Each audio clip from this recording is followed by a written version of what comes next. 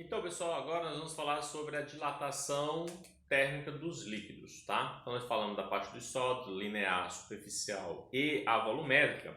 No caso dos líquidos, pessoal, não faz sentido você estudar a dilatação linear ou dilatação superficial, tá? Os líquidos, eles não possuem forma, então eles têm o volume, e esse volume ocupa a forma do recipiente, tá? Então, se você tem uma garrafa cilíndrica, então esse líquido vai ocupar um volume cilíndrico e assim sucessivamente, tá? Então não faz sentido você analisar linear ou superficial o líquido. Nós vamos analisar apenas a parte volumétrica. E aí nós temos basicamente o seguinte: eu tenho um recipiente que tem um volume V0. Se esse recipiente estiver completamente cheio e você aquecer, ele vai sofrer uma dilatação. Só que aí tem um detalhe: o líquido vai dilatar, mas o recipiente também vai dilatar, afinal de contas ele é feito de um material.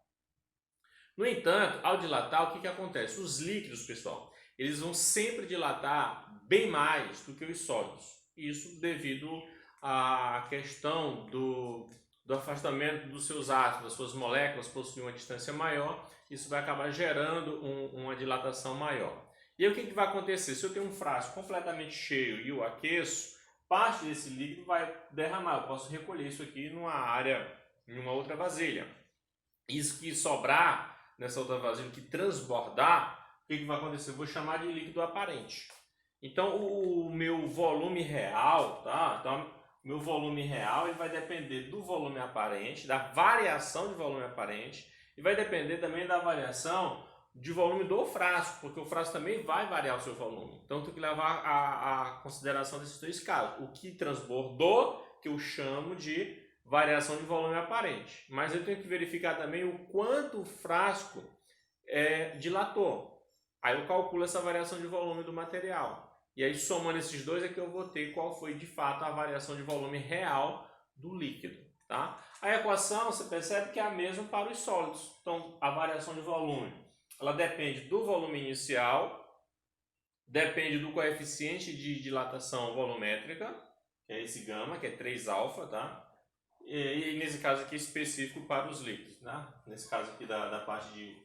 E da variação de temperatura, tá? Então a mesma equação, só que esse coeficiente vai ser um coeficiente apenas para os líquidos, tá? Não é aquele mesmo lá para os sólidos.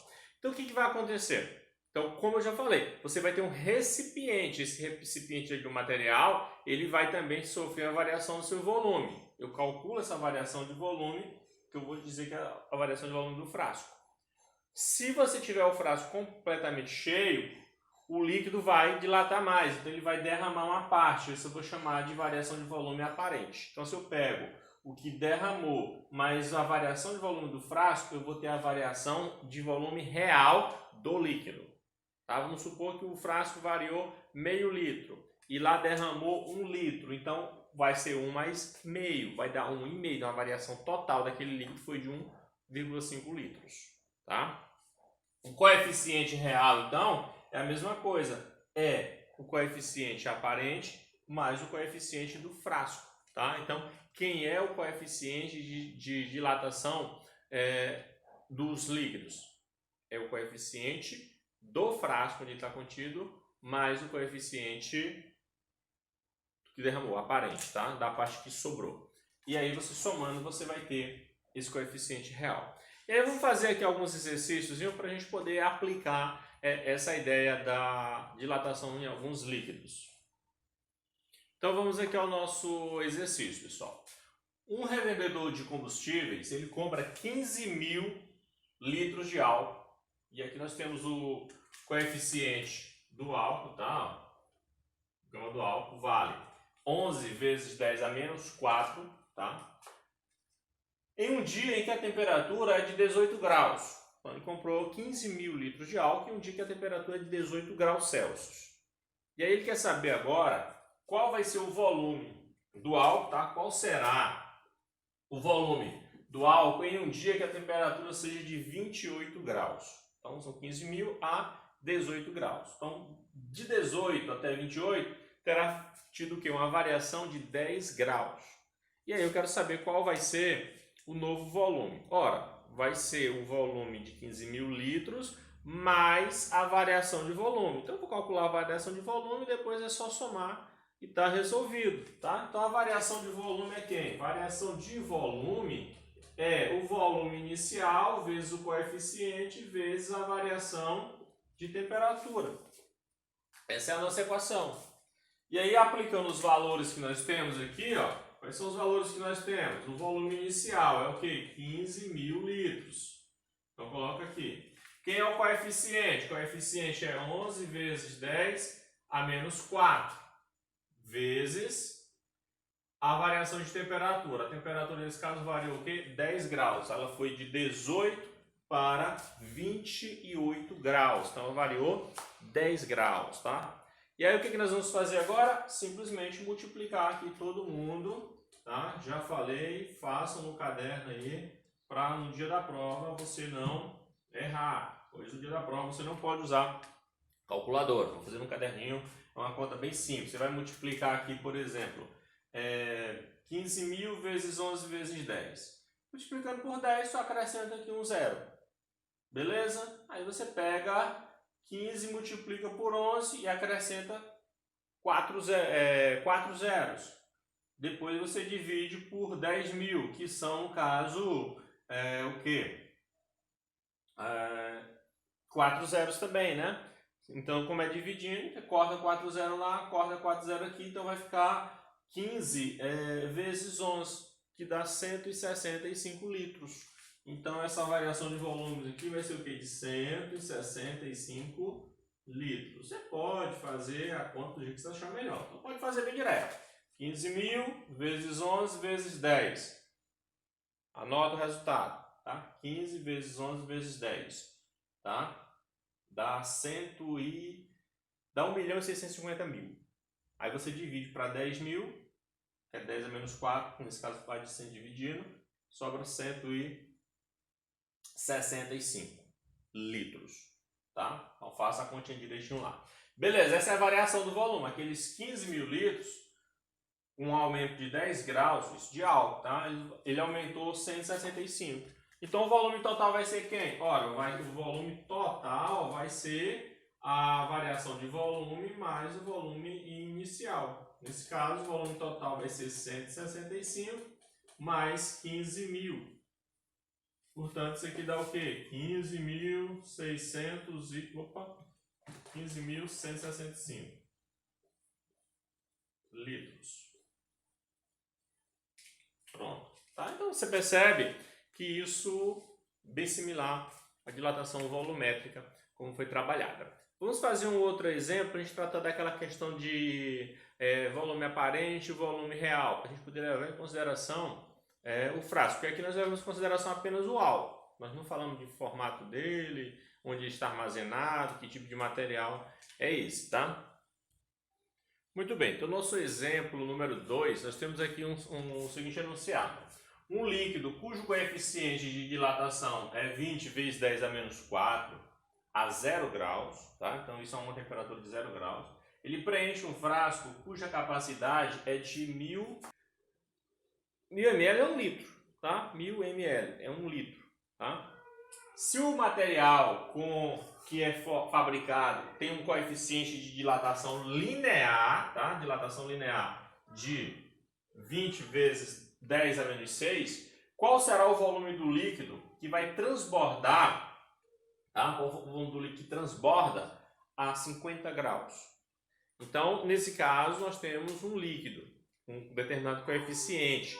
Esse líquido, ele, ao sofrer uma variação de 50 graus, nesse caso, de 0 a 50, ele vai dilatar e vai aumentar o seu volume. No entanto, esse recipiente, de um determinado material, tem aí um coeficiente, ele também vai dilatar. Só que o líquido dilata bem mais, tá? Então, o que nós temos que fazer? Nós vamos calcular, primeiro, qual foi a variação de volume do líquido. Vamos ver o quanto ele variou. E vamos calcular a variação de volume do recipiente. Depois eu pego o que variou o líquido menos o que variou o recipiente. Isso vai me dar justamente o que transbordou. Porque como o recipiente vai aumentar um pouco o volume, ele vai comportar um pouco da dilatação do líquido, uma parte. O que ele não comporta, derrama. Então isso é justamente o que? A variação do líquido, do volume do líquido, menos a variação de volume do recipiente. Isso é o que vai transbordar. Então vamos fazer primeiramente do líquido. Então vamos lá. Variação de volume do líquido é o volume inicial vezes o coeficiente dele vezes a variação de temperatura. Esses são os dados que nós temos aqui. Quem é o volume inicial? O volume inicial é 1 litro. Tá? Então você bota lá 1. Tá? Coeficiente é 20. Tá? 20 vezes 10 a menos 4. E a variação aqui foi de quê? Foi de 50 graus. Então 50 graus.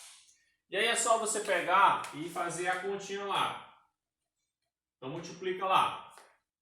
Então vamos lá, pessoal. 1 vezes 20.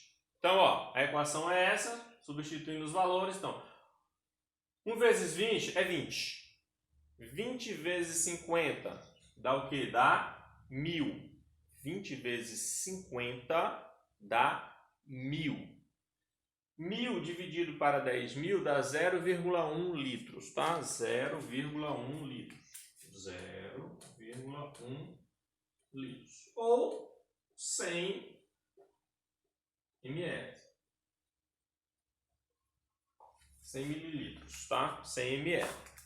Então é isso. Essa é a variação de volume do líquido. Portanto, esse líquido, né?